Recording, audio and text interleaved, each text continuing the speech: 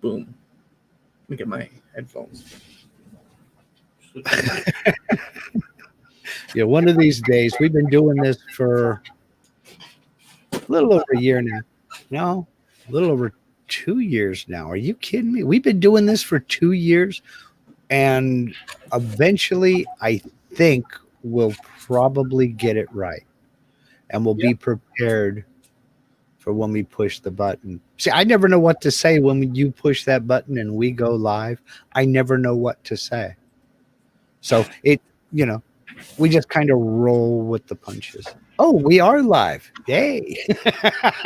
You knew we were live. I said that no? Yeah, I saw you push the button, then you disappeared. So I thought, well, okay. Oh, I went to get my headphones. Yeah. Okay. That's right. Well, for everybody else that's out here, welcome Tuesday evening, Trampled Underfoot Podcast time. And your lucky number is 19. 19 is your lucky number. So what's shaking in Miami? Well, nothing much, but remember that 19 is the lucky number. And today's secret word is asparagus. Asparagus. Okay. So hold on to that till the end of the show, and we'll come back around to it. That's it. Oh, man, it's kind of weird out here right about now. We've got some major fires going in this county, and we're talking about they've evacuated several thousand people. It's a bad situation right now, but we're safe. We're in an area, the closest one to us is probably about 10, 12 miles away. So, and moving away from us, I might add. So we're okay, but the entire county is under what they call a level 1 evacuation, meaning get ready. It could happen. So that's, 202, I think it's like 211,000 people under level 1 evacuation. Like I was saying before in the show, in the pre-show, it's a difficult thing for one to sort of filter in their heads when you're from a place like Miami, where we have a different sort of like the population at large. Any disaster, they're screaming out ah, but for like the people that do the whole nature thing here, not that I'm putting myself, but I did work in that for a long, long time. I'm not saying I'm any expert or this or that. I'm just saying that, like, so in this area, the concept is it burns, it filters into the ground, the rains come, it starts to slush and all that, and it just picks up the next season and everything starts growing and blossoming. But we have a different environment that you do. You guys, we're very humid and wet and storms and all that constantly.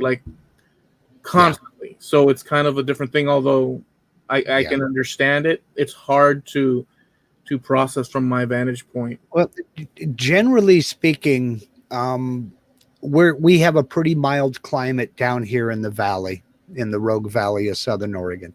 And it's seasonal. It's definite 4 seasons to it. We generally don't get any rain at all from about mid-May till the end of September, first couple weeks of October, something like that. So no rain at all. And so everything dries out. And what kicked this all off was we have a storm system coming through. It's nothing but wind. And we're talking sustained 20-mile-an-hour winds, gusts up to 45. And that is, knocks branches out of trees and takes out power lines. Well, those power lines spark a fire. And we've got currently 5 fires burning right here in the Rogue Valley.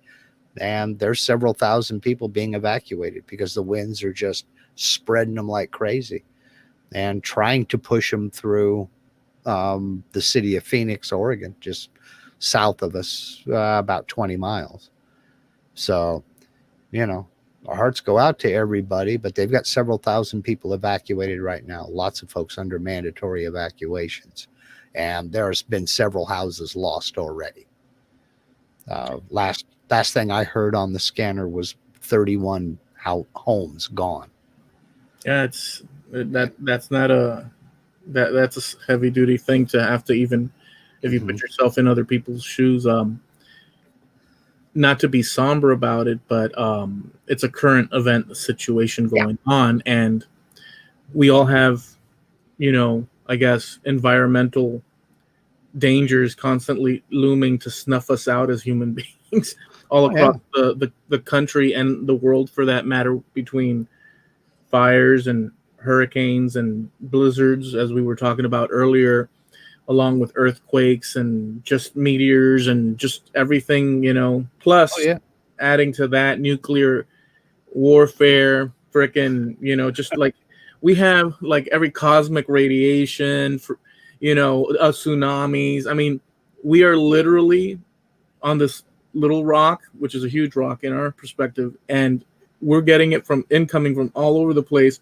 It's a miracle within the craziness of what we experience in a lifetime.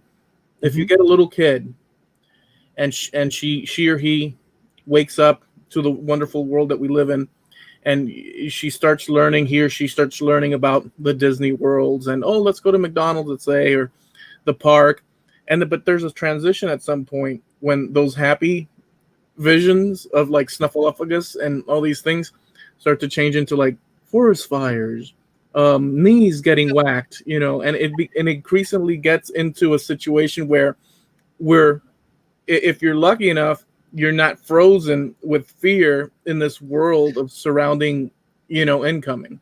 Well, but as a kid, you're focused on the now, and you see things like that on TV, so you don't think it's going to happen in your neighborhood. And even as an adult, you don't think it's going to happen in your neighborhood. You do your best to prepare. But it's like we were talking about before we went live. You can run, but you can't hide. Every region on this continent has a potential for some form of disaster. Out west, we have earthquakes and fires. In the middle of the country, you have tornadoes and blizzards and floods. And then on the East Coast, you have hurricanes and nor'easters. Down in the Gulf, they have the hurricanes as well. So you can run, but you can't hide. If you had to balance out if you had to pick one between hurricane, tornadoes, earthquakes, fires and such, and tsunamis, let's say, all these categories, which one would be the one that you'd say, well, within all these options, it's all crap, but if I have to, I think that I'd be better suited for surviving this? Earthquake, because it's over. The longest I have ever heard of an earthquake lasting was a minute. Normally they're just a few seconds, and then it's over. It's done. There may be aftershocks afterward, but they're usually smaller. So an earthquake is one and done. It's not when, I've never lived through a hurricane. I don't know anything about hurricanes, but when we out here think of a hurricane, I remember as a kid thinking, oh, the wind blew through and destroyed a bunch of stuff, then it was gone. But hurricanes last for hours and hours and hours. All night long, if it's at night, all night long and into the day. It just keeps going and going. Yeah. But an earthquake... And time stops, by the way, when that... Yeah, well, time stops when it's an earthquake. It may only be 13 seconds, but it sure feels like an hour. Yeah. But just imagine, and not to compare the two, well, we are comparing, but just imagine you're in your house and you're hearing, and you're for hours and hours and hours, and you're just sitting there, and at some point, psychologically, you start getting used to, which is what I was going to say, that you start getting used to. You say, okay, we're in it, but everything's okay, and then your brain snaps and realizes, oh crap, I'm in a hurricane. Wait, and so there's like this whole psychology that goes on, preserving the human. It's just now I've never lived through one. So is it a case of you start hearing every creak and groan in the house? Because houses make noise. They settle. They do things. Do you hear odd noises and go, oh, crap? Or So does it not even you phase hear you? you hear the outside, the wind literally scraping things. And you know how if you've ever taken a piece of plastic cellophane and blown into it, it gives a little whistle. And anything the wind can hit at the right angle, all around you, you'll hear it whistling and swooshing, Yeah. and then you'll hear objects hitting the house and the rumble of air pressure. And then the rain hitting the windows, like going. It's just so you hear all these things, so it's kind of like that. Okay. It's Because an earthquake, like I said, it's done. And unless something is being damaged, it's silent. You don't hear anything. You might hear like your furniture rattling, rocking back and forth. You might hear things on the wall racking, but it depends on the type of quake. There are jarring earthquakes where you feel the ground doing this, and then there are rolling earthquakes where it just feels like you're trying to stand on a surfboard in rough water. That's crazy. You know. But it only lasts just a few seconds, and then it's done. And then everybody just freezes and doesn't say anything. And then when it's over, okay, fine, we're good. So, yeah.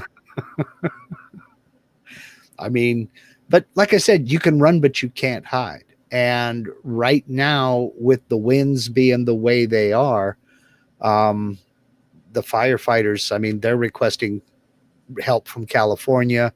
A lot of their air assets can't leave the ground because the weather's just too dangerous for them. And so they're just kind of having to deal with it as they can. And they're gladly accepting any and every bit of help they can get. I mean, they've got folks, it's kind of a community thing. And in that, we got a lot of cattle around here. We have a lot of horses, and people just jump in. I mean, if you've got a truck and a horse trailer, you see people going up and knocking on doors in evacuation zones saying, you got any livestock you need hauled out of here? Let's go. And people just pitch in and help. And you'll find just fleets of trucks with livestock trailers out on the roads helping people get their animals out. So, I'm seeing a lot of comments over here. Linda, Jim saying things about Florida. Linda slept through a hurricane. Steve riding surfboards and this and that. And it's part of human nature too. But I don't want to guarantee you, but to be honest, like as transparently honest and fair, when you're in it, human preservation of life is a lingering trait that all of us share. So yes, and part of us saying things like, I'll surfboard through or Linda sleeping through the thing. And I don't doubt, because I slept through Andrew. I woke up once in the night, but I slept through it. But I was a kid. I had dad taking care of, and mom, and I actually had drunk beers but the point is that it's also, we need to also, it's no big deal, don't worry about it. Like I remember my dad would say, son. Meanwhile, yeah. So in a way, it's kind of hard. It's kind of like hearkening back to when a kid gets scared, and then the parent consoles them and stuff. Yeah, but getting ready to say that's his job.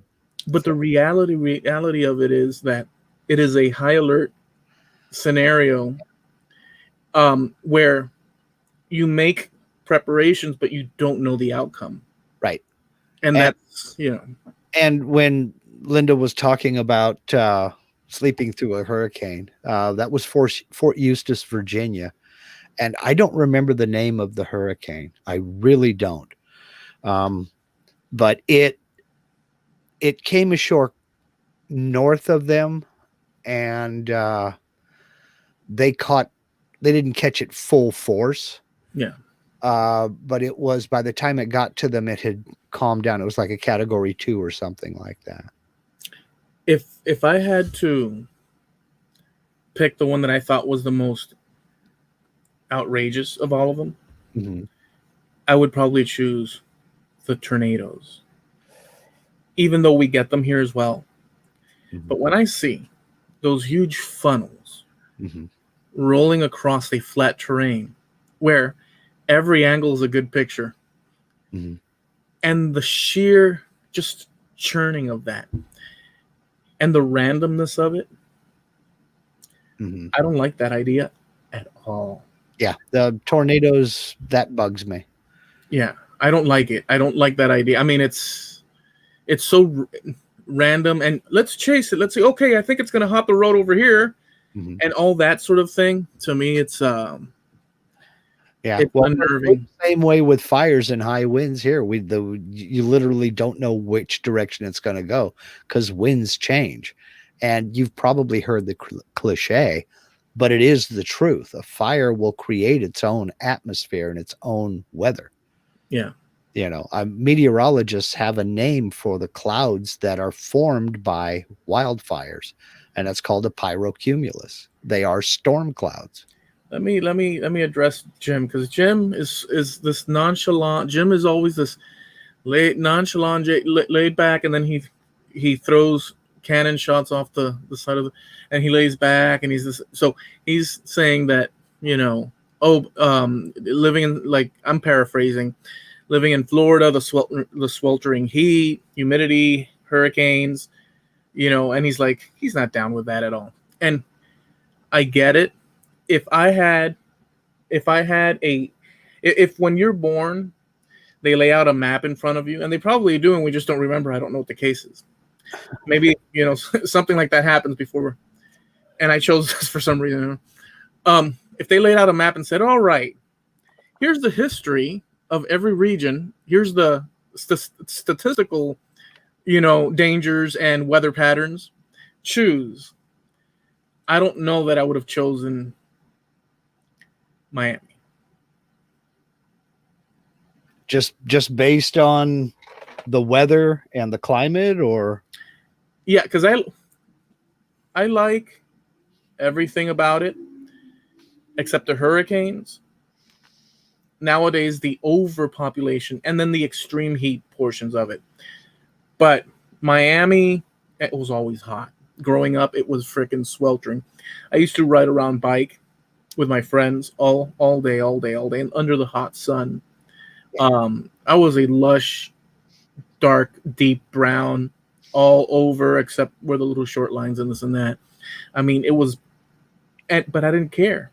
Yeah, when you're a kid, you think you're bulletproof. Yeah, but after the fact. But then again, Jim, people come down here all the time because they're snowbirds, retirees, and all that. So there is a contingency of that, Sure. Well, a lot of it. But honestly, if I could nudge colder weather in here for more time throughout the year, I'd do it. Maybe hit us with a little bit of 60s, hey, 67, 66 for 2 months at least. Yeah. And notice I'm not asking for much. Yeah. But we got 80s and 90s all year round, and then 2 months we'll have days in the mid 70s to 80s, and at night it can drop. We'll have a lucky in the 50s day or two. Mm-hmm. This week it's going to be cold. Then Monday it's cold, and the rest of the week is like 80 degrees, 90 degrees. Yeah, but see, your definition of cold is like 55. So do you remember a time that your high temperature got up, you were only in the high 40s? A couple of times. But let me just tell you this, though. My reference point for cold is not your reference point, obviously, for cold, right, in that I'm looking for relief. Mm-hmm. So to me, that would be cold when I should just say cool, but we don't have a cool button. We just have so for us, we just say cold because we don't have any other, but I understand that 60 degrees is not cold, Right. Oh, it was that way over in Hawaii. In Hawaii, summertime average was 85 and the wintertime average temperature was 82. And one night I remember it got down to 52 degrees and I closed the windows. But you'd have thought it was an ice storm the way people were reacting. Oh my gosh, it's so cold. It's so cold. It's like, this isn't cold. This is not cold. Knock it off. Snow Crusher said that tornadoes are no biggie because they're very specific, I guess, in their target, and that you have a better chance of winning the lottery. Yeah. Mark's got a saying about luck. Yeah. And I can't repeat it in polite company. But it's funny here. Jim Dockrell says, where I'm moving, I will see temps of -40. You know, you don't have to move there. You know, I just don't see the attraction. I really don't. But then again, I'm not used to it. So, you know, if that appeals to you, hey, more power to you. I think it's nuts, but you know, that's me, my opinion. I'd be biased and say it sounds nuts regardless, even though I'm sweating bullets, you know. Yeah. It's different being able to go into a controlled climate environment where you can adjust the temperature on the hot to cold side, but yet be able to walk around all day. Well, as opposed to not being able to walk around all day without layers and stuff. Well, but there's a point there, you know, there is a happy medium, you know. When you're cold, you can put on another layer of clothing. When you're hot, once you've stripped down, you can't take anything else off. And if you got to go out in public, you got to put stuff on. So cold to me is easier to deal with than heat. But then again, you can't have it both ways, you know. And the perfect place that stays 70 all the time, I don't think it exists. I really don't.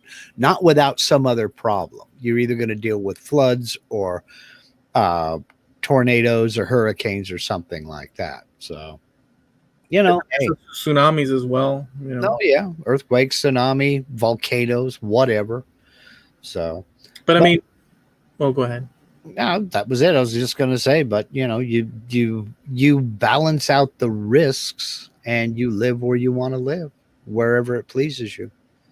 I'm just saying that looking at the long sort of like rollout of history and the whole thing, we're literally under constant, even though we don't live like that, we're under constant attack from nature. Not even these huge sort of things, but can you think of other things like the animal kingdom, let's say? Even, I mean, well, yeah, and the thing to remember about all of that is nature always wins. Always. Now there are exceptions. There are the rare exception. Like there was one town in Iceland. I want to say it may have been Greenland. I'd have to look it up, where they successfully fought off a volcano. It was putting out lava, and they got every firefighting vessel they could and just started shooting these lava flows with that icy seawater. They were pumping seawater onto it like crazy and cooling down the lava flow on one side and guided it away from town. They changed the course of a lava flow. That's cool. That's the only time I can ever think of that happening. Everywhere else a volcano is suddenly erupted, boom, gone, done. You know, ask the people in Pompeii and Herculaneum. Oh, you can't. But they did successfully change the course of a lava flow and save their city. But I've never heard of anything else like that. I mean, where do you guard against a tsunami? You don't. You move to higher ground. You have to run. You know. Yeah.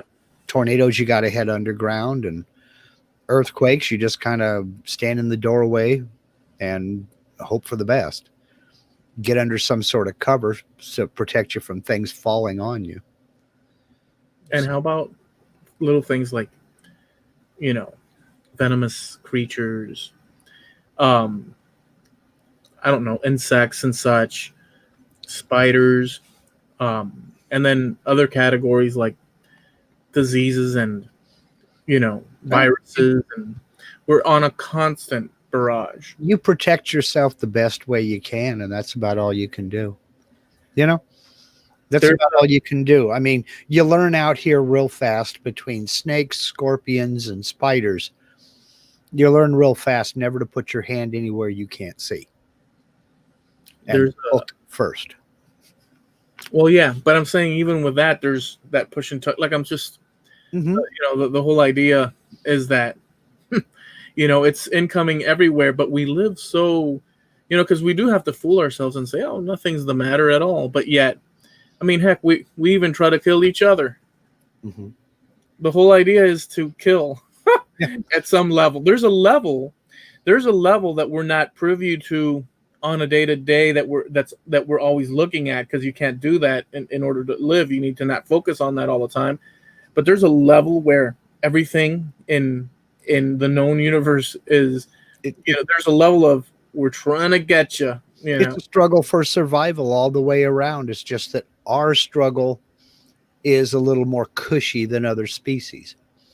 It's a lot more cushy than other species, It is and it's not. Well, we don't have to duck underneath something because there's a, predator a level above us in the food chain coming at us every time we poke our heads out the door, So we don't have to dart from tree to tree to avoid being detected by something flying above us, And if you do, you're on the wrong side of the law and you got to go away. But, Yeah. So I don't know, man. But on a cosmic level, I just think whatever's going to happen is going to happen. I just, if it's your time, it's your time, and there's nothing you can do to stop it. But don't slap fate in the face, So. Yeah, well, there's places like, there's a place somewhere in, I guess, the Russian steppes, in that sort of area. And there's this, it's not a bog. I think they call it Bone Lake. And it's a tiny lake up in a high up mountain. And they discovered it, I don't know if it's in the 60s or whenever, full of human remains. Brimming. Mm-hmm. And they say that people went there to do some sort of religious thing, and they ended up dead. And they say that I don't know if there were sacrifices or not. I don't think so, but they end up dead. And there was a dude there of Etruscan lineage. Mm-hmm. And there's many. But there was a dude there of an Etruscan, ancestry. And they extracted his DNA, as well as many of the bones there. I don't know about most of them, but a lot of them. And I don't know what percent, but I match a percentage with that guy. Wow. Yeah, they found his bones and this and that. But there's other people and stuff. But the area is not Etruscan. Uh-huh. But the category is Etruscan male that traveled to this place. How the hell did he get there? Why did he go there? Must have been his religion. But I could almost picture people walking up to like the lake and just dropping, Well, a stake falling because of their religious thing. There was, I want to say it was in Africa. There was a huge sudden bubble, a discharge of methane gas from this lake that killed several hundred people. And I don't remember exactly when this was. I'm going way back. It was something that I saw on television years ago. But it was this big crater of a lake, real deep. And all of a sudden, just this huge bubble of methane came out, and it suffocated these people. They asphyxiated to death. Jeez. So if this is around a lake, it could be something like that. Because, I mean, there are It's up on a mountain, and the lake's sitting in somewhere up in the mountain. It's very weird. I'll bet you it's a dormant or extinct volcano, kind of like Crater Lake. And I don't know, there's some weird things that go on in this world. Well, who knows what they were doing? But there's also in England a lot of bogs. Oh yeah, and bones and people, and some preserved where the skin is leathery, but you can see the features of the person, and they dig people out of that. Who knows what their stories was, but whether natural or war or who knows what. I mean, I'd hate to see a war being fought, a battle being fought in a bog. I mean, it's just, but I'm sure it happened, but it doesn't sound like, pleasant at all. Yeah. I heard one story from the UK. It's been a few years back. I heard this story that a body was found in a peat bog, like you were talking about. And it was so well preserved. The first people they called was the police. They thought it was a recent murder. Jeez. And as they got out there and got to investigating it, looking into it, the police said, no, this isn't a recent murder. This is a couple of, at least a few centuries old. And they called some archaeologists, and it was somebody who had been in there for over 2,000 years. But the body was so well preserved, they thought it was a recent murder. There's some weird things that go on. Amazing, dude. Amazing. So, well, we sure did get a good amount of time out of that conversation. Well, I have a question for you. And I was going to bring this up in a hangout the other night, and I suddenly did my classic, no, stop. Wait a minute, Mark. Don't talk about this. Save it for the podcast. We'll see where it goes. But it's going to take a little bit of setup. Okay? So bear with me. Stick with me here. Do you take a newspaper right now? You don't. Okay. When you were growing up, did your parents get a daily newspaper or something like that? Stacks, and my father not only would do that, but he'd save them. Oh, really? Because he would use it for his research and this and that. So I had stacks of papers here that I threw out, and I had all the almanacs, world almanacs, since the 1960s that I had to do away with. Wow. He had all of them. Yeah, so we had like newspaper. I am quite familiar with newspapers everywhere. Yeah. Okay, so when did you stop getting a daily or week newspaper? Sometime in the 2000 and somethings, when my father started getting ill, he canceled it because the internet was a better use of information. Okay. So the only newspaper, Miami newspaper that I'm familiar with is the Miami Herald. Yeah. Is that what he took? Okay. Yeah, he got the because there were two, the Miami Herald, and then they had the Spanish version. And there was another one, the Daily of the Americas. Oh, okay. And he would do that one. We'd get the English and Spanish version because it came as one thing. Okay. You get this roll of like in the plastic. Yeah. I don't remember the last time. See, my adult life, I have never had a subscription to a newspaper. Never. I think the last time I read a newspaper in a home that I lived in, I was still living at home with my parents. So it's been that long. Do you ever go to the Miami Herald website or any of the websites of your local papers? I fall in there sometimes when I'm doing other research. Okay. But you don't purposely go and just browse or anything? Okay. At all. Okay. Well, that led me to a thought the other night about, and this is a weird subject changed, horoscopes. Okay. Do you have any kind of a belief in astrology? No. Okay. Real belief. I leave a little percentage open to there might be something to it, but no. Okay, because my question is this. We all know that nobody takes a newspaper anymore. And occasionally they'll go online and browse their local newspaper website. Where the heck do people go to get their horoscopes? Online. They would have to, but how do they know which place to go to? Here's where I'm going with this. If you believe in astrology and you believe it well enough to look up your horoscope, how do you know which website is the real deal and which is just a bunch of fakers? Do you choose it based on, oh, I agree with this, so therefore this is the right one? And if you don't, can you really say you believe in astrology? Well, I've got something for you that's very weird. Okay. But it's going to drift a little bit. Okay, that's fine. That's fine. Before doing that, I'll just stick with, I think that reasonably, you can believe whatever you want. Sure. And you might be right, and I might not believe what you believe.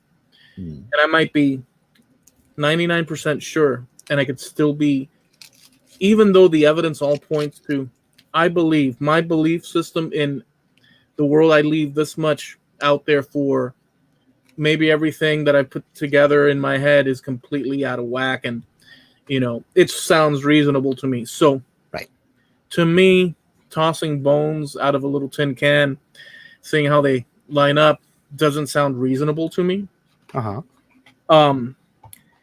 But there might be something to do with, this is reaching at straws, I guess it would be. Would it be called the saying?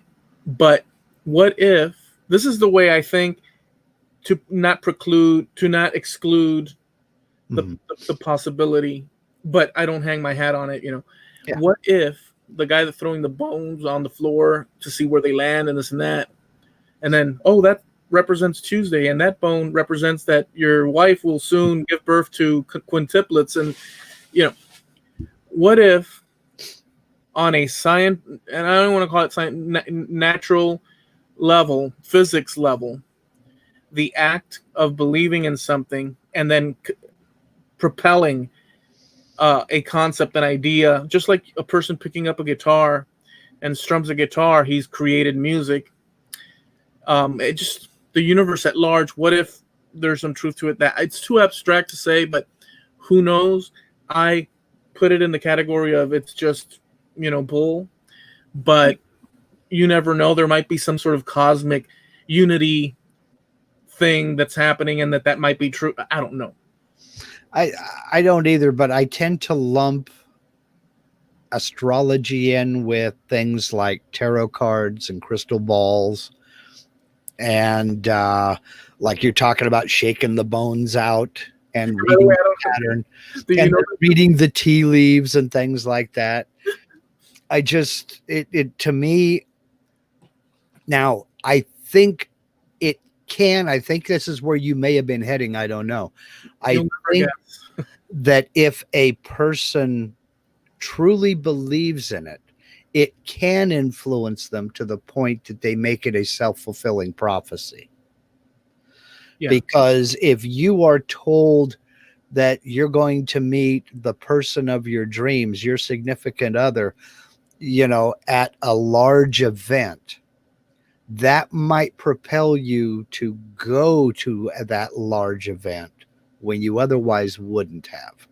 Right, exactly. Which would increase your likelihood of meeting somebody because you're not sitting in your house watching YouTube videos like I do.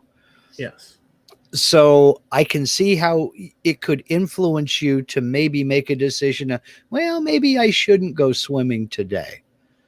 And if you don't go swimming, you reduce your chances of drowning. And you think, oh, okay, it's really hard to drown in your living room.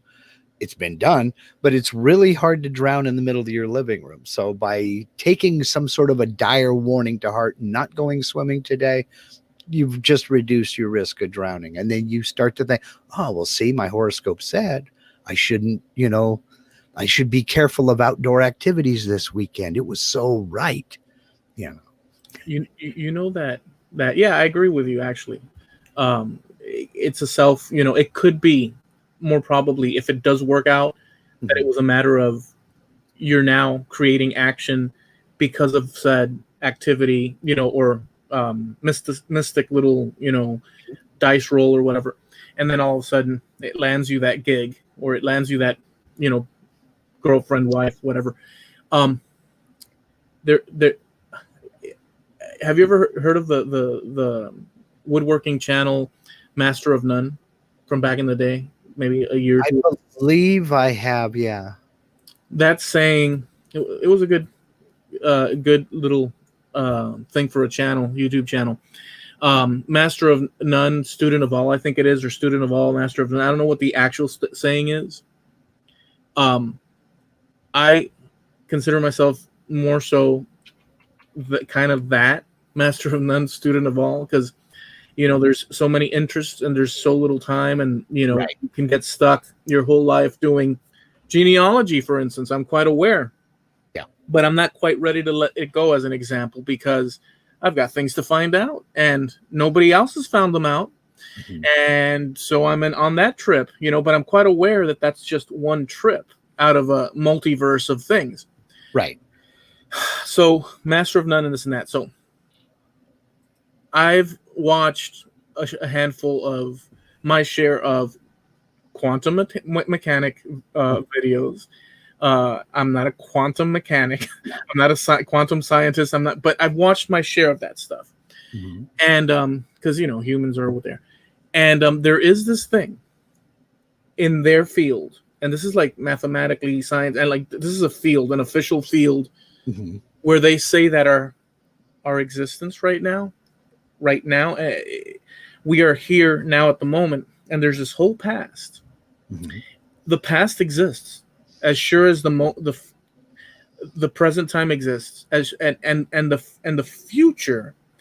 If I'm paraphrasing the whole concept right, I haven't watched enough of it, but I found it interesting. Mark Lindsay is here now, and subject to what he does from this moment on, right? Like from exactly this moment on, he is proceeding down his timeline of life. But according to quantum mechanics, the moment that Mark Lindsay right now turns his head, let's say, like you did right now, there is a parallel universe where, and one can get lost in this, but hear out the concept in which has been heard before, but the way they explained it that one time, I thought it was cool. There's a Mark Lindsay that breaks, that snaps. Every time there's an endless amount that snaps that didn't do that right head turn, but did a left turn. This Mark Lindsay, which is you, is always present because it's you here. But every action that you take that creates heat, creates entropy, I think it is, and create every action you take takes energy, and the energy is utilized, and it branches out realities that you will never know about, to your left and right of you, up and down of you, side, everything. So there's infinite amounts. There's a reality where Mark Lindsay did this show, got up, and went about his evening. There's another one where Mark Lindsay finished the show, one that he didn't finish the show, one where he's not Mark Lindsay, but he's Lindsay Mark. And it's an infinite amount. These aren't things we can ever know, but they've done the quantum, and it's a crazy thing. So just using that with the throwing of the thing, there might be something universal about that question that we don't know about. Oh yeah, sure. There's the number. There are more grains of sand in the Sahara Desert. Or no, there are more things I don't know than there are grains of sand in the Sahara Desert. So yeah, it's just we're in agreement. But it's mind-blowing to think.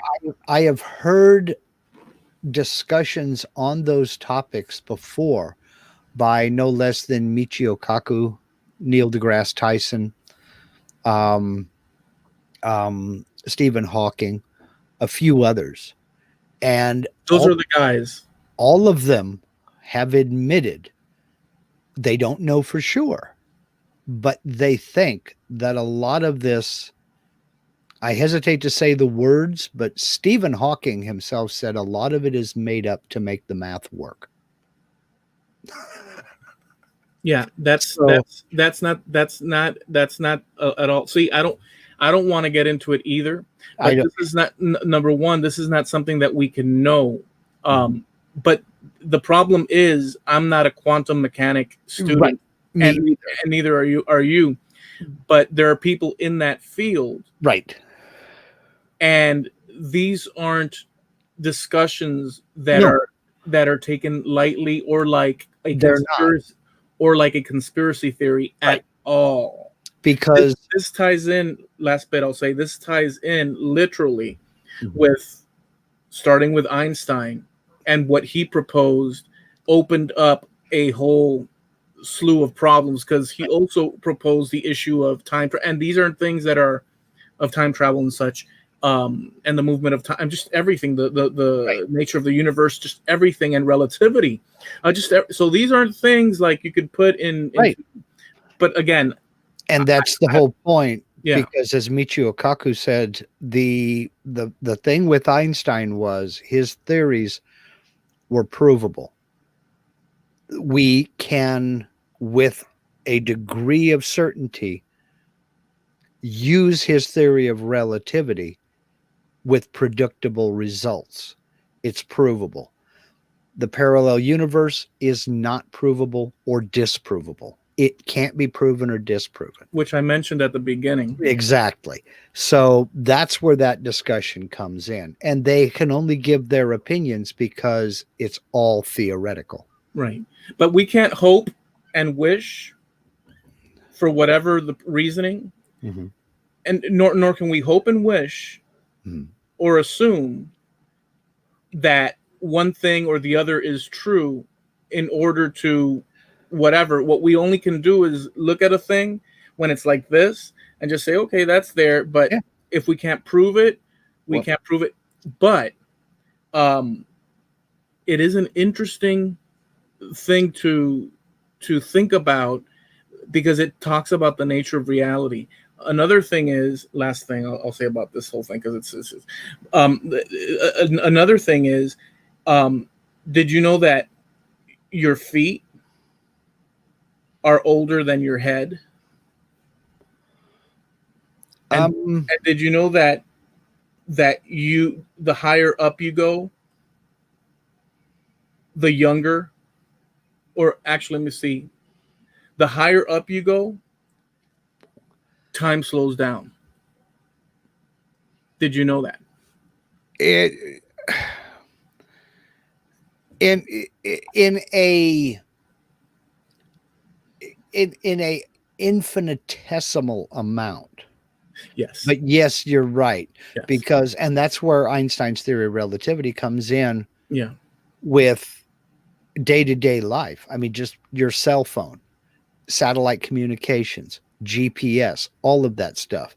They had to program in relativity into the programming to make this satellite be able to synchronize with that satellite and synchronize with a point on the ground. Because without taking the theory of relativity into account, it would be so far off, it would be unusable. You could take two watches, and they could be atomic clocks, atomic, and leave one at Earth's surface and take one up, literally up, like going up into the sky, into the heavens. And I don't know the specific distance and this and that, and that experiment's been done. And when they're brought together again, the time is not 20 days into the future, but there's an insignificant, or what because see, we use the word insignificant, which is appropriate to our discussion level because we're not, Mm-hmm. but it is significant because there's a change, and there should be, according to what we've known our lives, except for when Einstein came into the picture.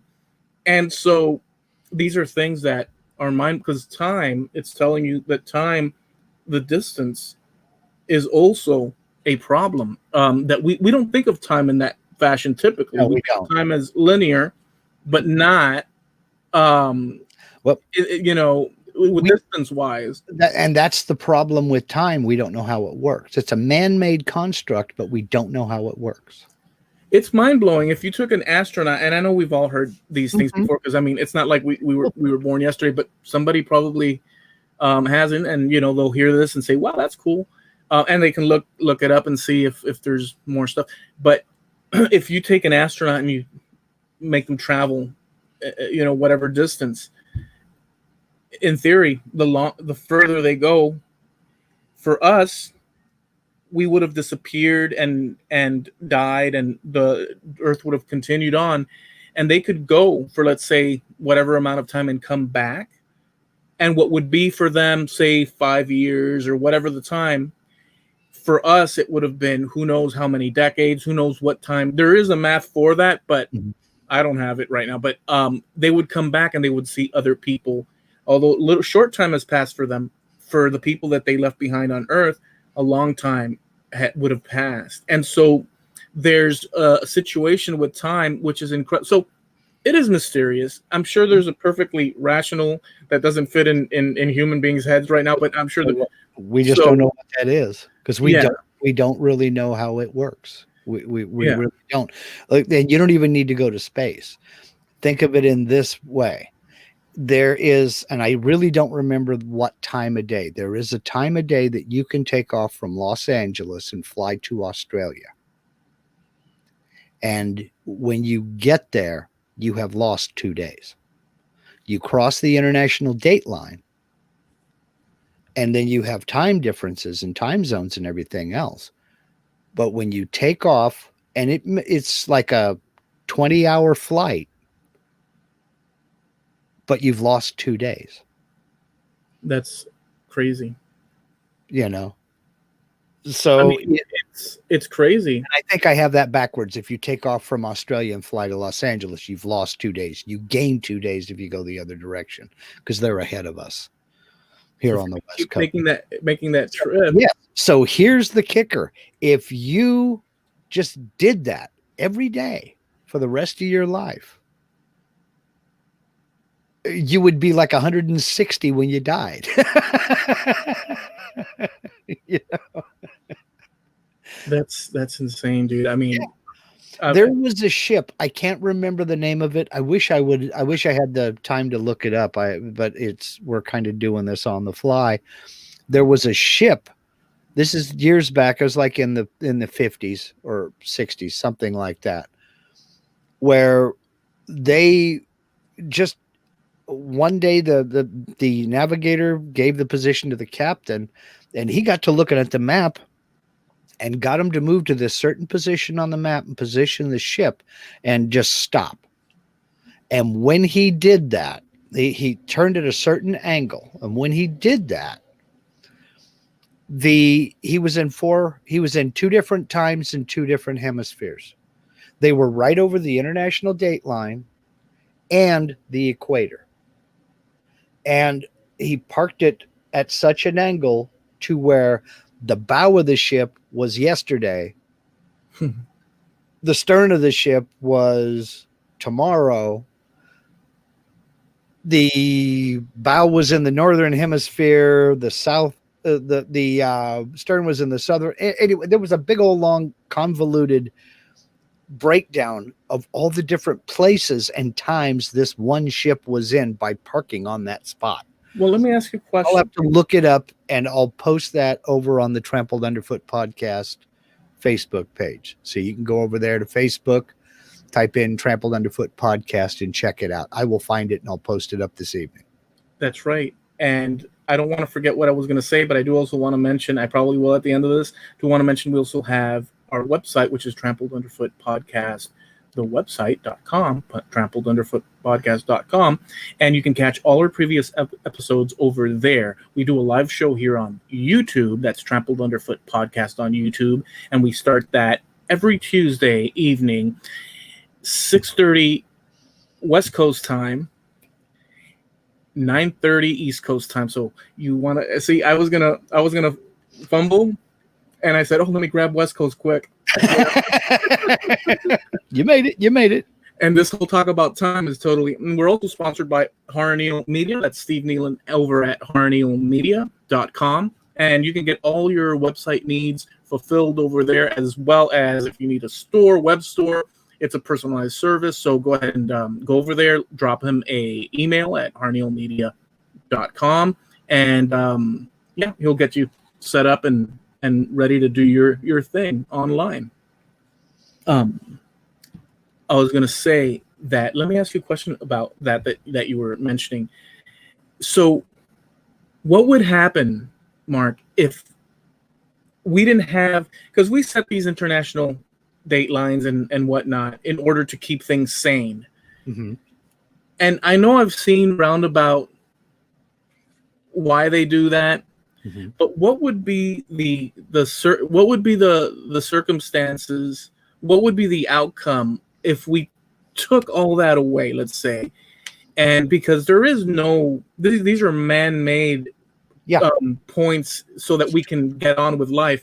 What would happen to our timelines, our days?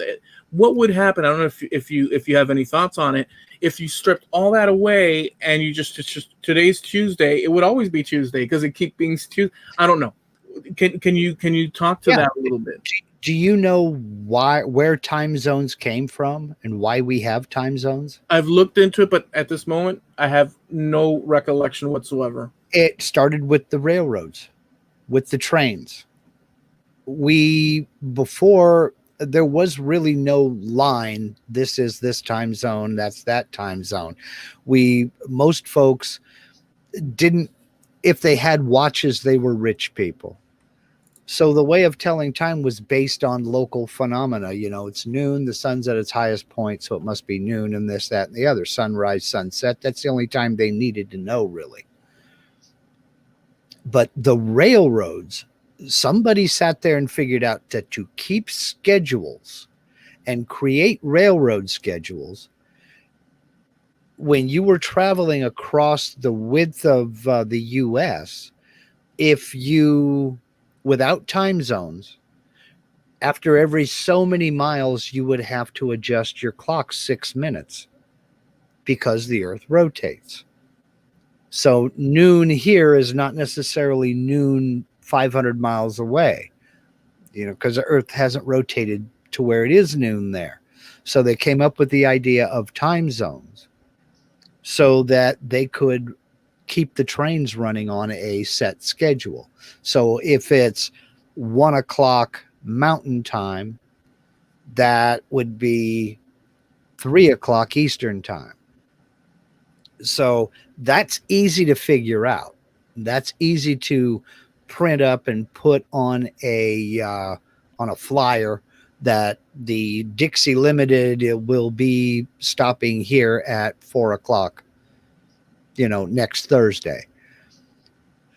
Without that, we wouldn't have, and when you think of all the things that require us to schedule and is dependent on synchronized times, if you were to throw out time zones and just everybody operate off of GMT, for example, Greenwich Mean Time,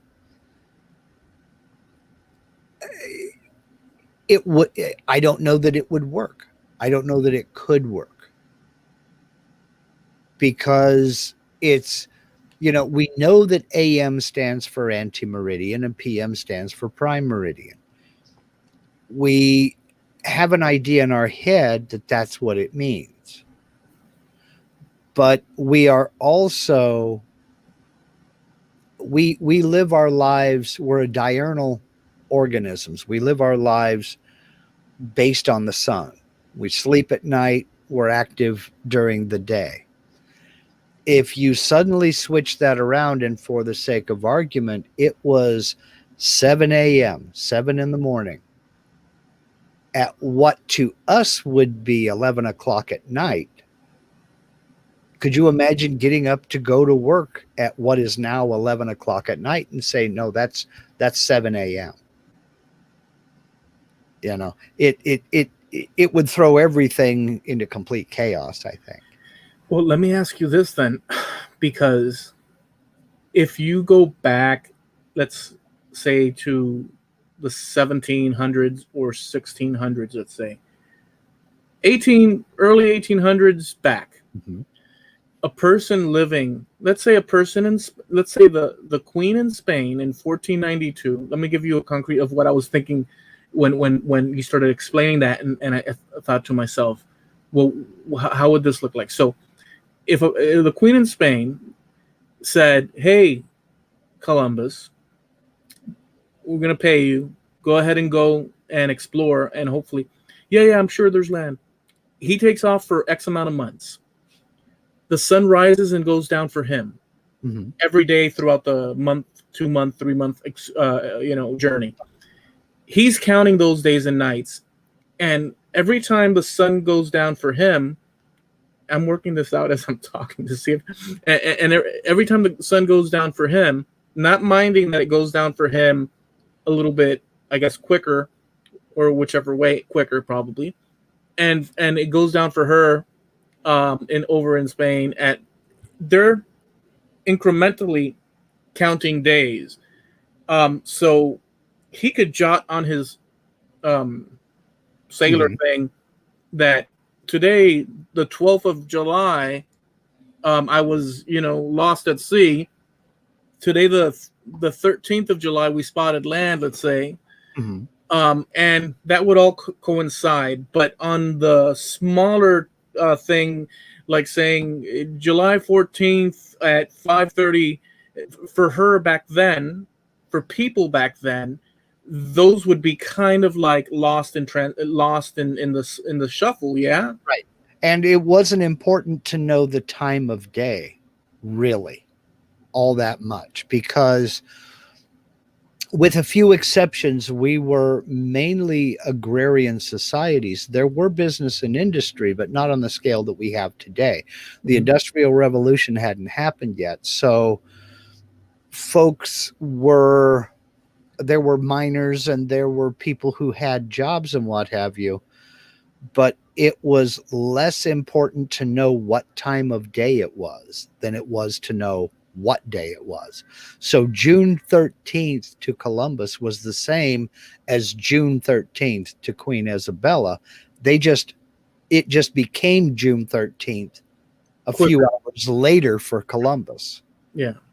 So that's why you didn't see times. You would see in the afternoon or in the evening, but you wouldn't see at noon because they had no way of knowing it was noon. Now, here's another, and by the way, again, from a completely like curious and not knowing the details of like frickin' post-modern or post-medieval, Europe or whatever, but people in a country, let's say you're in Germany, whatever, and you're running about as the mason for the king or whoever, you have to and I need you to be here at dawn, or I need to be here at when did clocks come in? Because there have been measurements of time smaller than hours for even before that, but for the general public, I mean, there were at what point? You need the smaller increments, right? There was a evolution that happened with the Industrial Revolution, but there were people, like for instance in the UK, there was a family who sold the time. That's how they made their living. They had a very nice, very accurate watch, and they would go over to the to Greenwich, to the observatory there, and they would set their watch to the time. the correct time, and then come back into London, and it was like a subscription service. You paid so much per week or so much per month, and they would bring that watch in, so you could set your time clock, so you could set your alarm clock, what have you. Or people on the street would just ask, and okay, it's a penny. You can look at my clock and see what time it is. They made their living all the way up into the 1940s. Hey, in the 80s, 90s, you know how much money we lost when we could, with people asking us, hey, what time is it? And you check your watch.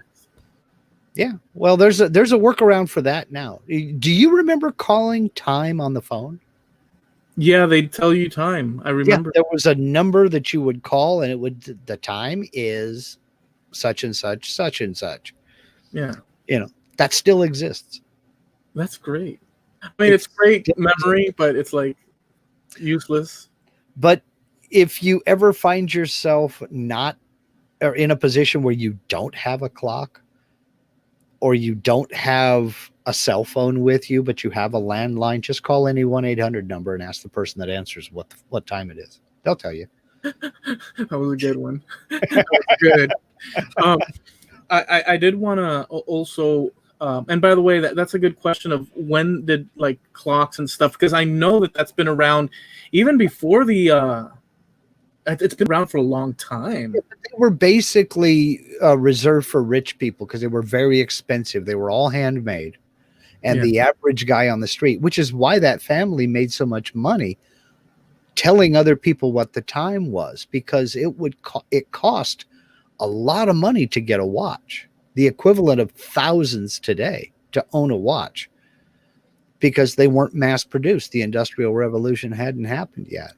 Let me throw this in because it's a little random thing, but this is one thing that always bothered me, and it doesn't have anything to do directly, but I guess you could fit anything to fit anything. I remember, and I'm sure we both do, I know for a fact, that all the Westerns that we grew up with on repeat or whatever the heck, Clint Eastwood and what's that Bronson guy? Charles Bronson and all those people. You had these Westerns and stuff, and they were great. And then one day, within the 2000s world that we live in, they came out with a movie, a Western, and in the Western, the dude was wearing sunglasses from back in the day, and it upset me terribly because it looked like so fake, right? For me, looking at that, man, this guy's wearing sunglasses. How freaking can't you be a little bit more realistic towards the times and this and that? And although I haven't researched and looked into it, but obviously seeing glasses were around way before that. Right. People were using all sorts of, and I thinking about it, even though I still don't like the idea, I could totally understand that in the West there could have been plenty of people walking around with shades, man. It could have been. Now, am I wrong to accept that, or was that movie bogus? What do you think about that?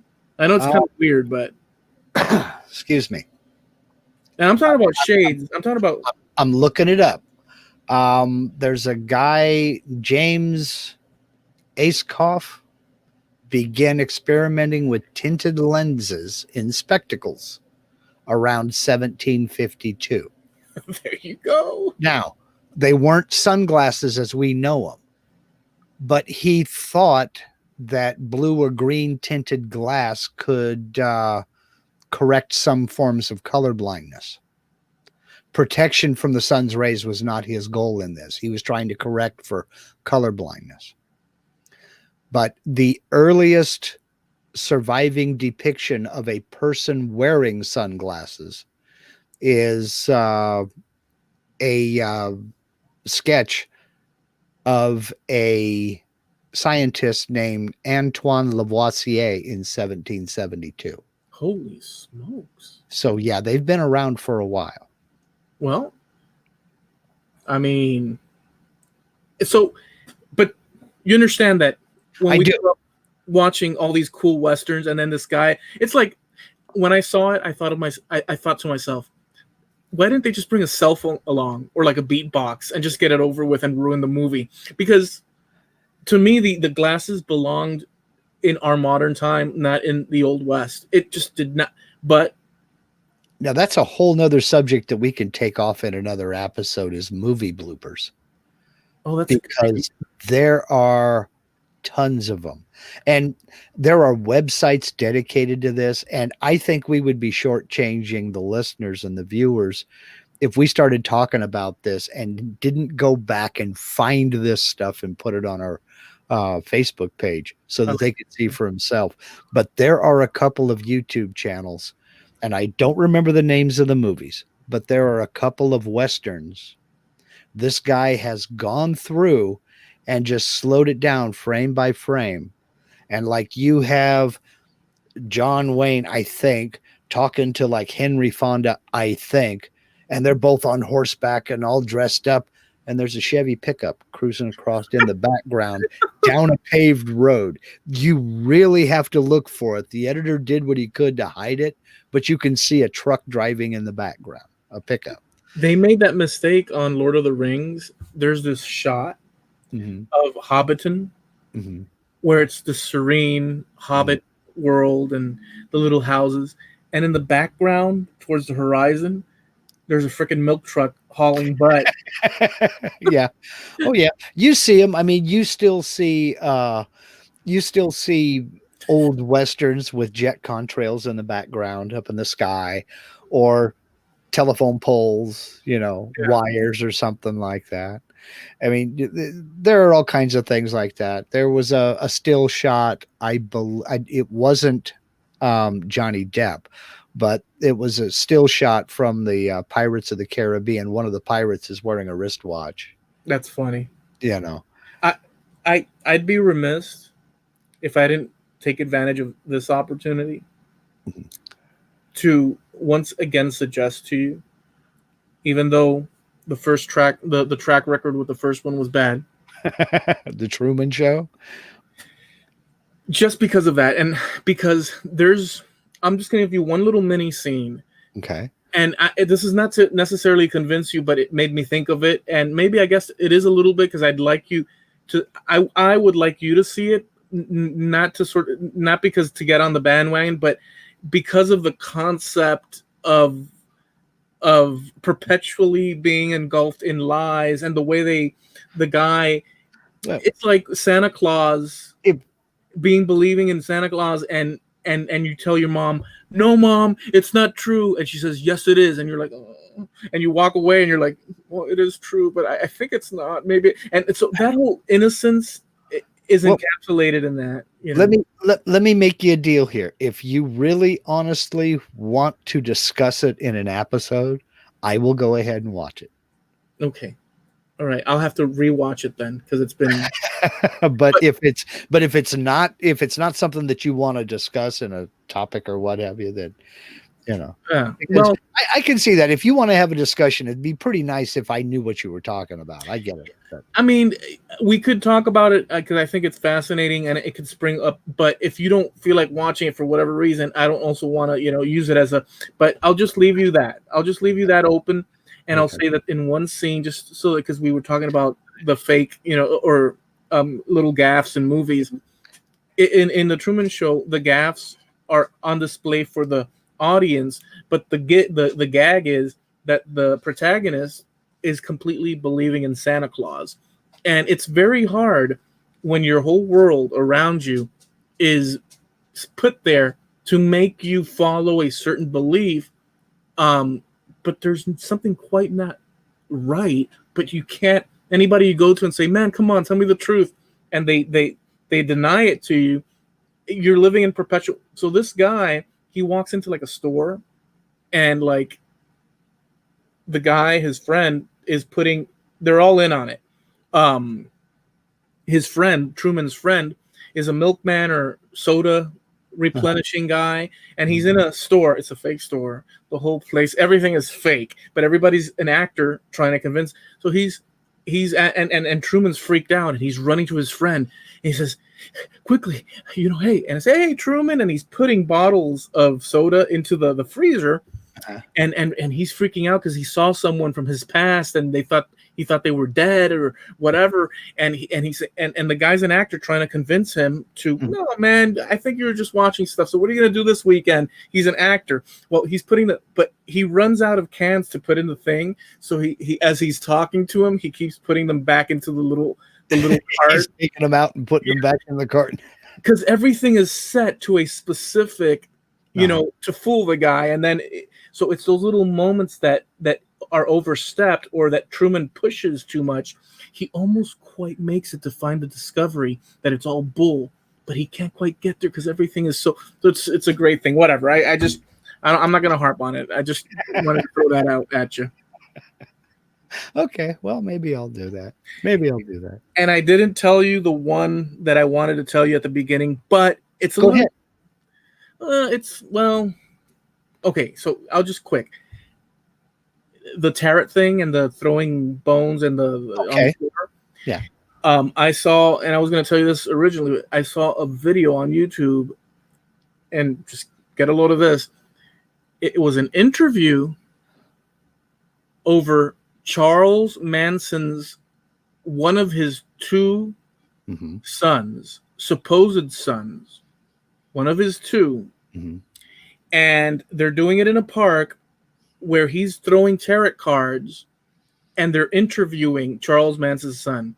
He says, "I didn't know, but I discovered this and that," and he's doing the whole tarot card thing, and he looks Charles Manson-y.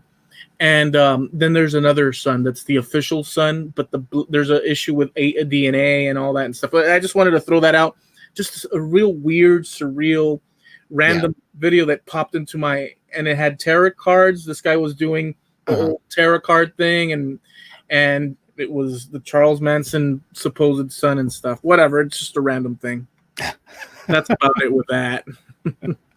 Well, I'll tell you the final nail in the coffin that made me think that all of that stuff, the tarot cards, the crystal balls, the psychics, the whole thing was a bunch of bunk, was my sister-in-law was a 900 number psychic, and she could give you all kinds of stories, the whole breakdown on how to do it and how it's done. And you basically, it's called live reading, I think they call it, in that you ask questions in such a way that they give you the answer, so that you can tell them the answer and they go, "Oh, yes." There's a wordplay issue. Yes, situation. Exactly. Well, for instance, okay. Do you know a woman named Becky? Yes. I thought so. And she's important to you, isn't she? No. She will be soon. That's horrible. She will be soon. That's a horrible tarot reading. See? That's a very crude example. Yeah, but I get he or she is working it until they right. So she was good at it. She was very good at it. She didn't do it for very long, but she was very good at it. She got bored with it. It just wasn't fun anymore. No, but it seems a little bit bad to do. Not even a little bit. It seems like not good, because you're giving, I guess, on the good side, if you're giving good hope to people, even though it's not like true, at least they can go away from it, after they paid, with a little bit of like hope. But it's 100% entertainment, just like anything else. And they flat out say that straight up front. This is for entertainment only. And it's if you're entertained by that kind of stuff, then more power to you. But if you're the kind of person who stakes their very life and are afraid to make a move without that, You're afraid to make a move without consulting a medium to make sure that the stars are lined up and that it's safe for you to go to the store and get some chicken because you're going to serve fried chicken for dinner tonight, then the psychic is not your problem. Yeah. You might want to talk to somebody. Yeah.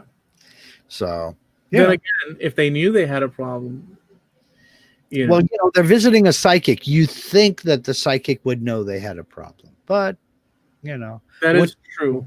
Which is why I love to see one of those palmistry or psychic storefronts with the close sign on it, out of business. I mean, if anybody should have known. Dude, we have here, it's not as it's more than the rest of the country, I can tell you that, but we have here a truckload. I don't want to overemphasize it, but in every shopping, maybe 1 out of 5 or 6 shopping malls or strip malls, we have what they call a botanica. Botanica. And it's basically statuettes from minuscule size to full human, half animal. You have religious symbology, just all sorts of, and rocks and incense, and it's just, and you go in there and they, I've never, it has a smell to it. All of them. Incense.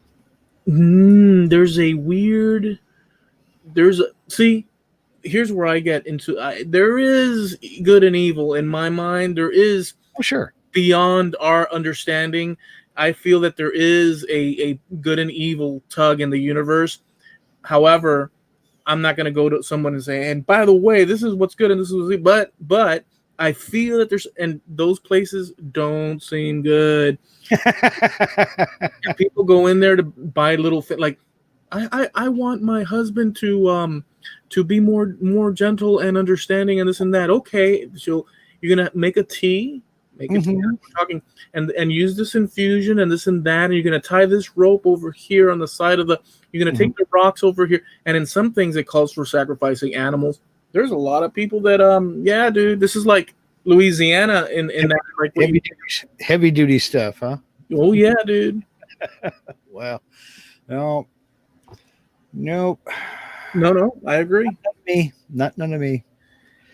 In any event, I think we've done a full nice show. I hope that I can edit something out of this. There's plenty to be had. So let me throw this out here as a informal poll for those of us who are still over here on our mostly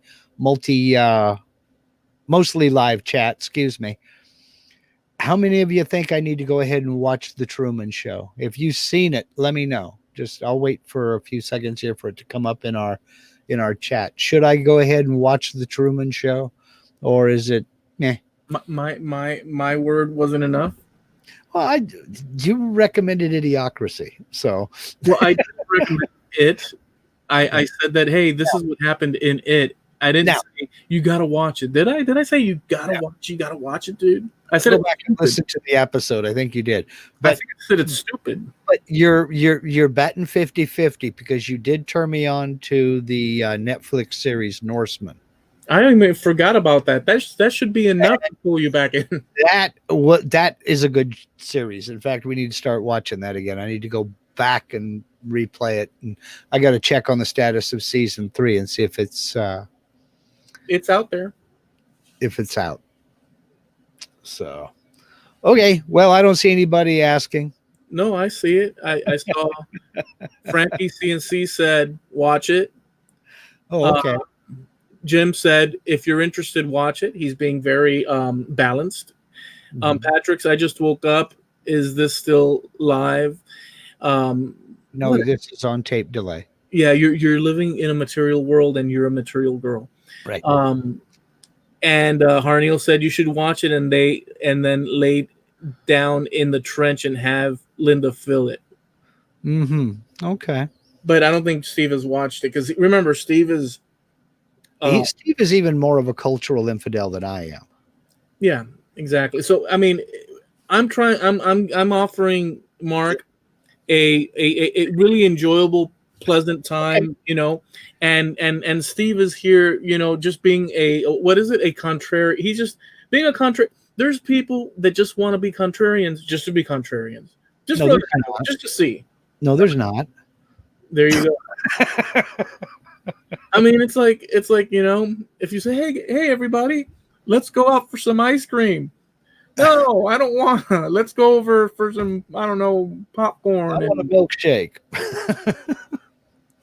All right. I am. Okay, let's get out of here.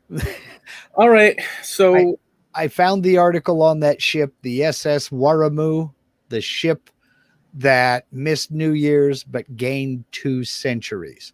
And I will post it over on the Trampled Underfoot Facebook page, and you can check it out there for yourself. All right, cool. All right, guys. Peace. I hope you enjoyed it. We'll catch you next time. Later.